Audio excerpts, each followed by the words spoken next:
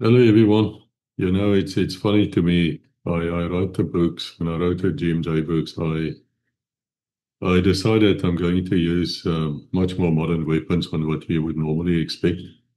In a way, there was an American author before me, of course, who was very good, and he wrote these fantastic books. Some of them became movies. Tom Clancy. I'm sure many of you read it. Now, Tom Clancy was also a Jesuit. If you know why that's a problem, you have to read Oath of Evil, the War on Protestantism, simply because the Jesuit order, the so-called Society of Jesus, I don't know what Jesus they follow. No, it's not the one in the Bible. Uh, they got created after Martin Luther started the Reformation, and they exist only. This is in the Oath as well. It's why I called the book Oath of Evil. They only exist to wipe out the Reformation. And they are succeeding. In fact, they have succeeded. There's only one church left which still follows the Bible, and that's called the Seventh-day Adventist, or which I'm one. The rest, well, you go to a church on a Sunday, you're just a bad Catholic. It's all you are. You're not a reformer. You're not a reformer, not at all. You're not part of a Protestant movement. You're part of it. And then you can just as well go to the Church of Satan. But anyway, I have reasons why I say these horrible things. Before you start accusing me, just read that book. And I'm not really willing to enter in discussions about it at all. But Tom Clancy, when he wrote his book On for Red October and all those books, fantastic author. I really loved it. Love to read it, and I will never say bad words about another author. I made such a promise to myself long ago. I would keep quiet, but I would not say bad things. And so what struck me about those books is the modern weapon systems they were using, and they were really realistic. And I think a lot of people learned a lot by reading Tom Clancy. I mean, even Ronald Reagan apparently learned a bit. And it seems to me that this Trump regime, which is happening right now, which is biblical, by the way, it's end times prophecies playing out, they sort of discovered Tom Clancy as well, with the narco-terrorism crap. I mean, it's just a cover for murder, which they are playing now there at Venezuela and other places. But that is the second beast of the Bible, the US of A. So you expect that, and we're seeing that, and it's actually good to see it. And once again, there's no proof in Oath of Evil. But there is a lot of weapon systems in the books which people simply don't know about. And I don't blame you if you don't know about it, because the South Africans are very bad at marketing themselves and very bad at public relations too. They simply don't give a shot, to put it as bluntly as that. And so through the years, there were missile systems and weapon systems which we know very well, but nobody else knows. And that's one of the reasons why in the books we would say take a warship from the South African Navy in a fictional way and then describe you what this warship actually looks like and what it's capable of. And then we would also put it in a position where it can actually operate as in the way of the books. Not to say it actually did like that. It could have been just a plan, to work it out how it could be happening and how it should be happening and so forth, because a lot of you will then turn extremely negative against the new South African Defence Force and just have bad things to say about them. You would grab something from TikTok and you grab that one little bit of thing of TikTok and now you base your entire theory on it. Each to his own, mate. I don't agree with you. I think it's an incredibly stupid thing to do it like that. I think there's still good people in those forces. I think they're being starved of money, no doubt about it. But the technology is there. And the technology they have is way more advanced than anything we ever had during our time in the forces. And one of the things which comes out whenever there's a South African Navy frigate in the books, and they're often in the books, you will find I talk about Umkhonto surface-to-air missile. Now, this missile is flippin' fantastic. There's no other word for it, and it is home-built. It's home-designed, so most people don't know what these capabilities really is or are. For the simple reason that the export versions, of course, is not the best one. It's always a generation or two behind. And South Africa has a great record of manufacturing missiles. You'd be very surprised about it because, it had atomic weapons, it had nuclear weapons at one stage, and then still the only country in the world who gave that up. If you read Codename Angel, you will find out about atomic weapons, the nuclear weapons program of South Africa, and what happened further. Because what people forget is, and I'm quite astonished about the lack of knowledge in the so-called international Western analysts, which I listen to. They don't know that South Africa had a nuclear weapons program. And they don't know that the scientists who actually designed those programs are still alive, many of them. And they don't understand that at one stage these people came out and said, unless you start paying us or give us jobs which we think is good for us, for our status wherever we are in life, we might just go rogue. Think about that. Really, really think what I just said to you. The fact that a country doesn't have weapons anymore is not to say it cannot remanufacture what it once had. Or the scientists with the power, with the brains, with the knowledge, can go somewhere else and do it. We discussed that. It's very interesting inside Codename Angel, if you're interested in it. But also you will find when I speak about the frigates, I talk about this Umkhonto missile. And I found some video, it's about 2 minutes long here, which I'll play in the background now, of Umkhonto being tested by Denel. Now, Denel used to be known as Armscor. Now, what happened there was South Africa always had a weapons industry, but nothing major until the Second World War. And then it went down a bit, and then came our own wars. And then, of course, it exploded into something massive and something incredible. I mean, your entire MRAP vehicle program in the US and West and NATO is based upon South African technology. If you don't know it and don't believe me, go and look at the videos on, I would say, on the Casper vehicle. That would definitely tell you. You can also look at the SAML because there's a few of them which incorporated this technology as well. Go and have a look at that. Go and look at the Buffle, which is all technology which came in the 1970s. So whenever people stand up in the US, I start like throwing up. I feel like puking when they talk about a wonderful innovation. You have all innovation. So that is South African technology, which you don't even know about. That's why the books are important. It's important because they transfer knowledge. That's why they're written like that. That was the idea behind them anyway. So this missile, this Umkhonto, it doesn't only function on ships. It started with them and it will cover that ship in a wide area around it. You will never get close to that frigate just like that. You sink it by airstrikes. It will down you. They can be very blunt.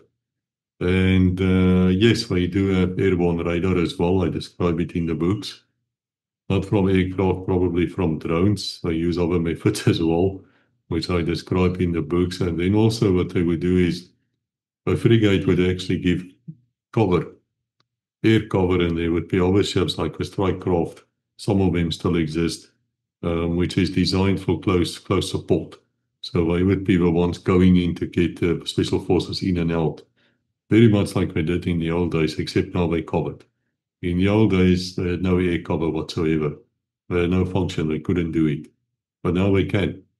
Now, what's also fascinating, it comes out in one of the books. I think it's codenamed Ndebele 14, which is a fascinating book if you want to know how to penetrate an enemy-held city, harbor city or any other one, it doesn't matter. And you need to get your special forces team inside that city to rescue somebody or to kill somebody or do whatever. Because it came out on Legacy, but what they would do is, once they're inside the city, and the method how they do it is in the Ndebele 14 approach. You can read about it. We also talk in that book about the SDV, which does not stand for Sealed Delivery Vehicle. No, it doesn't stand for that. That's just bullshit. It's Hollywood. Um, anyway, if you want to know about those things, Codename Ghost as well. Also describe people, not the better method. Well, they would actually move through the sewers. Once they attack something, they just go under the city into the sewers, and that's how they get out. Yeah, interesting things which came out. But there we once again demonstrated how this would work. And they were thinking at one stage to take the G5 cannon, which you've now seen in the other videos, and put that on the strike craft, and then increase the range of which these can do standoff bombardments. Now, I spoke to an admiral. It is on its own legacy as well, and again, it's got nothing to do with these books, really. He doesn't even know about it. He flatly stated it's impossible. You cannot put 155 millimeter gun onto a strike craft, which of course he commanded very valiantly as well.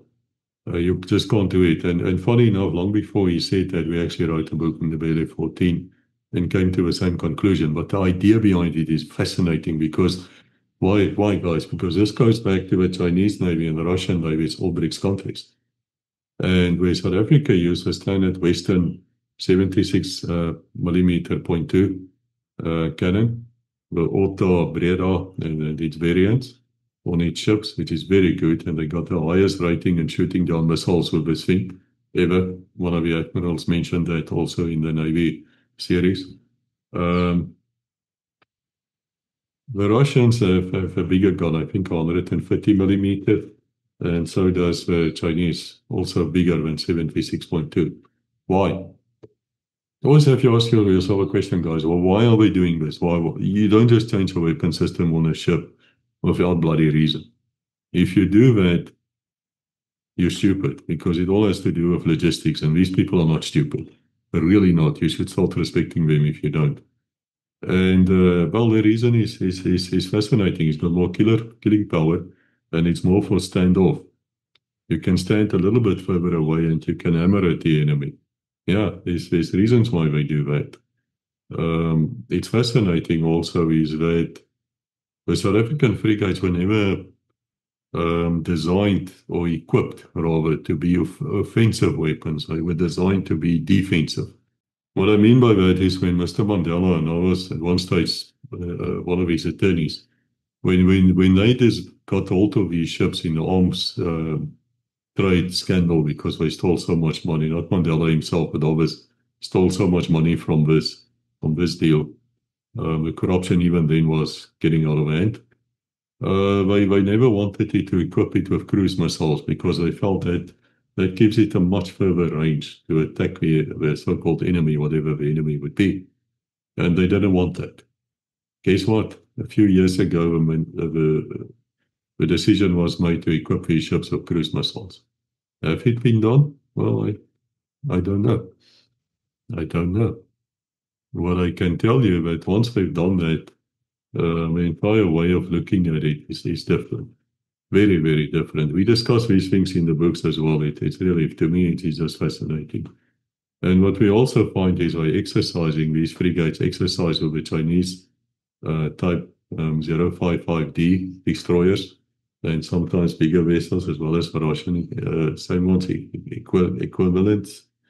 And what's fascinating about these is that these ships, the Russians and as well as the Chinese ships, faced array radar, which they got from where? Israel. Israel sold it to them in the 1990s. And then the US paid Israel a lot of money to don't do it, but it was too late. Once they've done that, Chinese is clever, man, and they've got more AI programs running than the West combined. And worse than that is they're building a reactor for the electricity once a week. They actually have a new power station which comes online. They got so much extra electricity that they can actually run these AI centers. US, second beast of the Bible?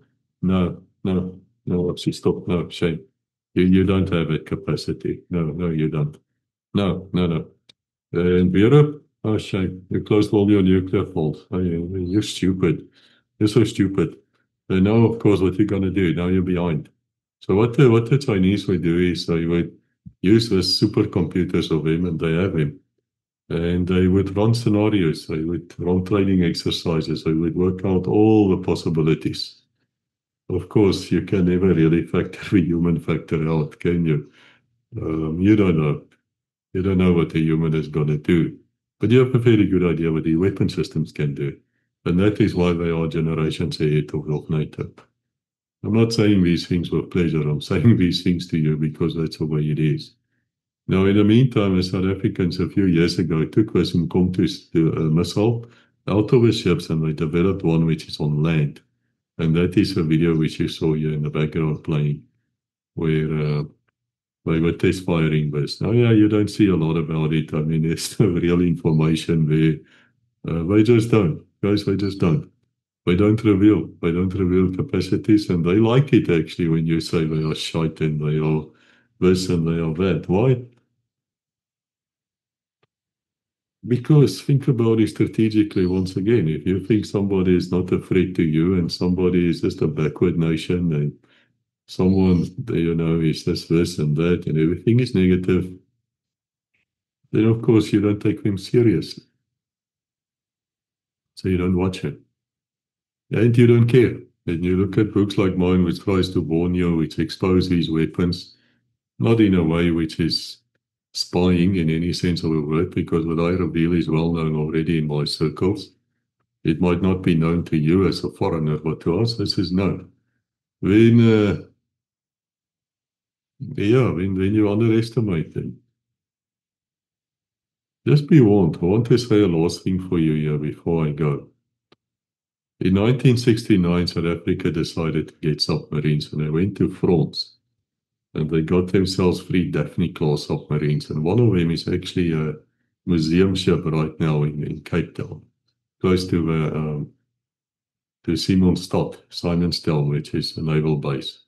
It's a very small naval base, but you'll be surprised what is in that naval base and around it. And that's also revealed in the books. So if you can ever visit this museum ship, please do so. We've at Legacy, we've visited it a few times.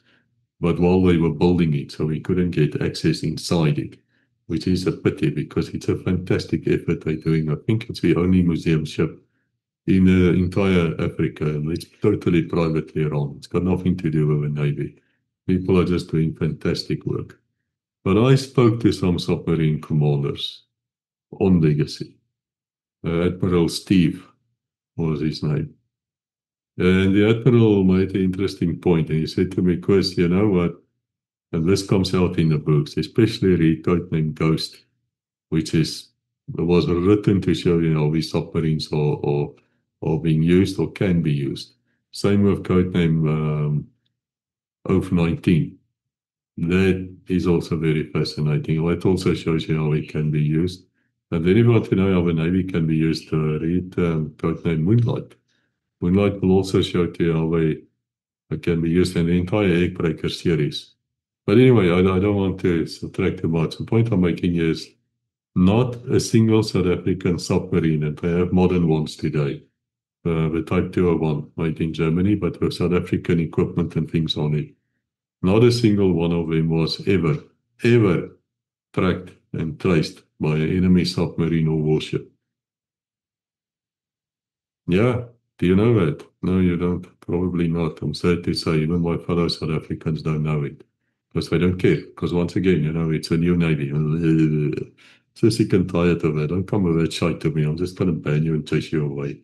Don't want to hear your crap because you don't know what you're talking about. If you look at 2008, there was an exercise between the South African Navy submarine, the Mantasisi. Now, the Mantasisi plays a fictional role in many of our books. When we write a book, we would actually use the actual ship by its actual name. It's not to say it actually happened. I say once again, this is to demonstrate what can be done, right? So it's an exercise in capacity and capability. It's not to say that happened. So you have to understand why we write these things as warnings. And Mantasisi, and this actually happened. There was an exercise called Mazolo or something like that. I mention it in many, many books. And what happened is there was a NATO squadron of warships. There was some of the Netherlands, there were some of the Germans, they still had the Navy wing. By the way, the German Navy don't have a single submarine operator. You know it? Yeah, no, probably not. You know why they don't have a single submarine operator? Okay, let me tell you, because the German taxpayer is paying for the Israeli Navy submarines. Yes, they basically donated it to them. New ones. Yeah, fascinating, huh? And the Israeli Navy is very good. Very, very good. Especially with special forces landing behind enemy lines on the shores, go and snipe people out, murder people, things like that. Very, very good at that. But yeah, that's why Germany doesn't have a single submarine operating. Oh, she's toch. Shame. So anyway, so we had this exercise against the South African submarine, Montesisi, and guess what? Montesisi sunk now in not really, but in the exercise, sunk every single one of your NATO squadron ships. Every single one of you were sunk. Let that go into your head a bit. Then the other thing which happened there was these ships were supposed to protect the vessel. Oh yeah, that got sunk too. Shame.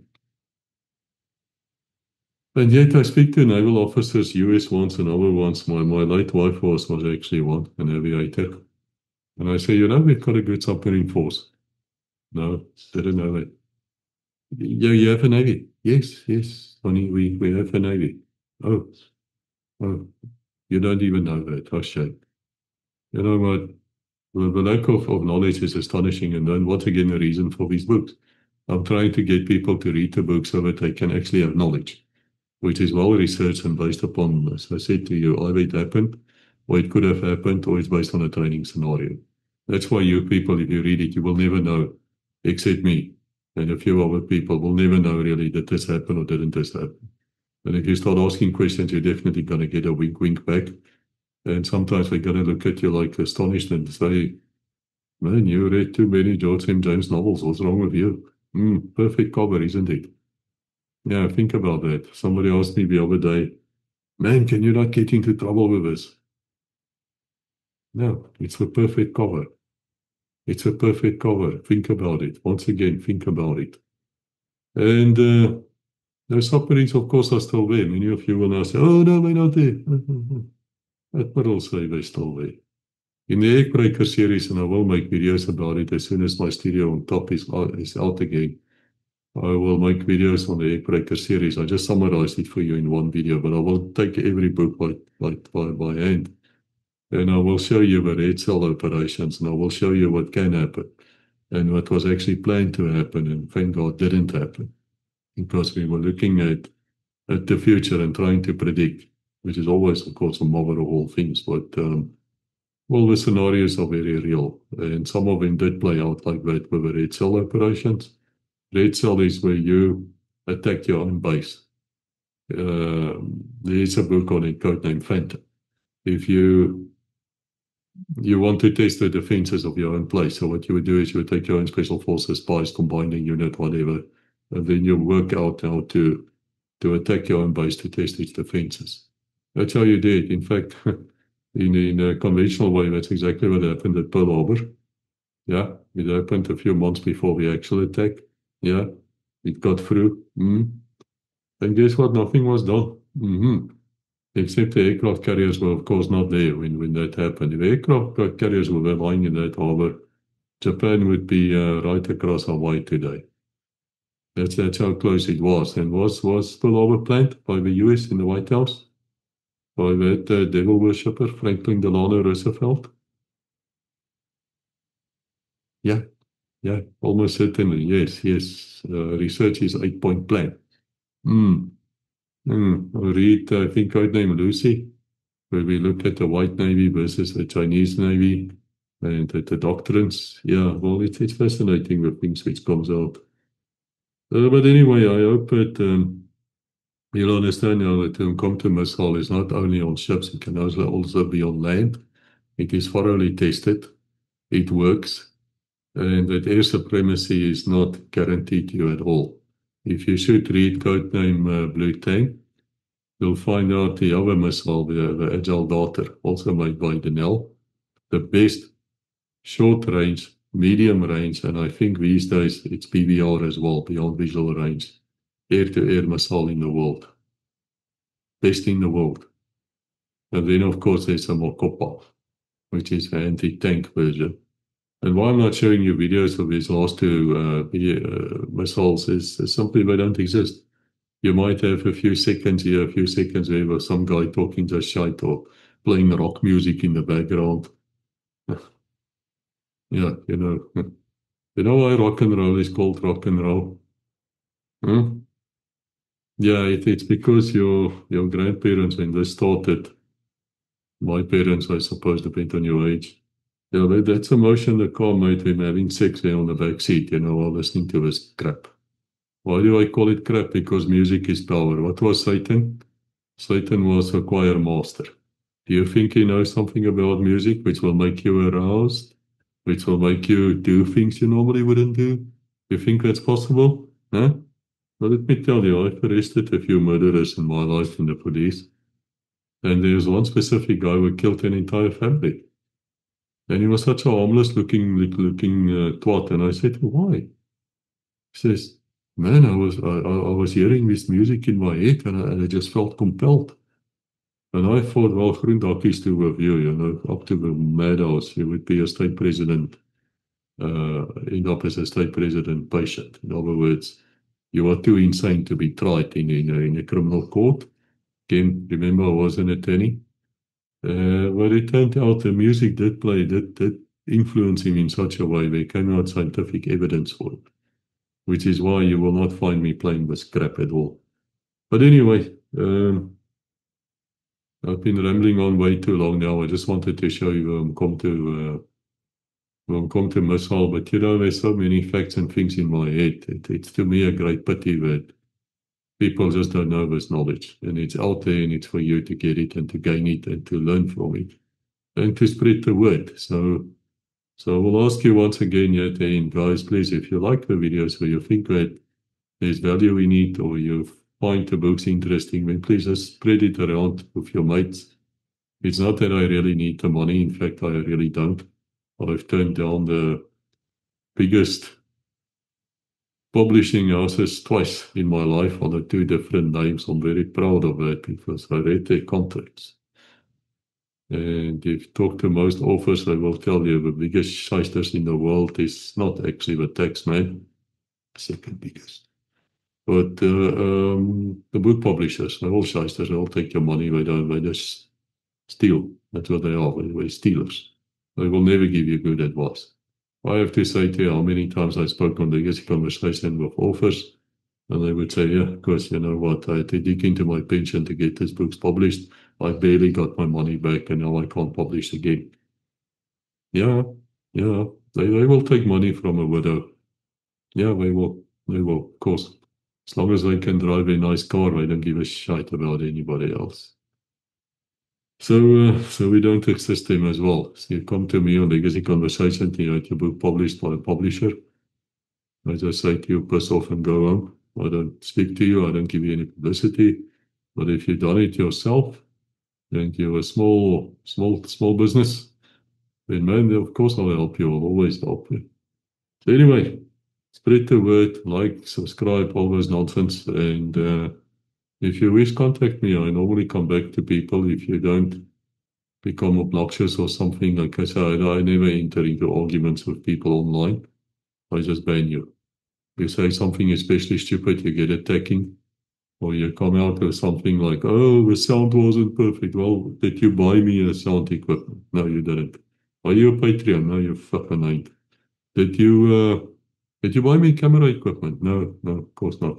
Are you paying to see these videos? Because I don't monetize them. If you find some shitty ads on it, I don't get the money. Doing it out of a love of my neighbor. That's why I'm doing it, love of history. So be careful what you say to me online. Also, the other reason, this is more important than my ego, and I don't have an ego, by the way, is I know that there's a lot of intelligence agencies watching what I do, And especially the Far Eastern ones actually do read the GMJ books. Why do I know it? Because they contact me and I speak to them because I have a lot to say. Whatever you do online, whatever you like, whatever you look at, whatever you subscribe to, whatever comment you make is a record being kept somewhere. And within days, well, they say with TikTok within 2-3 minutes, but within days with normal people who's not TikTok slaves, within days I'll be able to write a profile on you from an intelligence viewpoint. Yes. I will know who you like. I will know what you listen to. I will classify you into a camp. Then I will look at your comments. And then I will start thinking, well, is this guy an enemy? Is this guy worth looking at? Let's look at him further. Yeah, then your name goes into a list and suddenly you're on a no flight ban. Then suddenly you have tax problems. Then suddenly you have other problems. And in the future, my friends, there might be some very beautiful young woman approaching you and she smiles at you and she shoots you dead right there. That's how we do it. One of those senseless hijackings we went wrong. That's what you're playing with your fingers on the keyboard. I hope that many of you have actually listened to what I say here now. That's why I'm so hard on comments. That's why I don't allow these comments, because I'm trying to protect you. I don't have to, but call me Mr. Nice. Anyway, guys, that's it. God bless, and see you soon.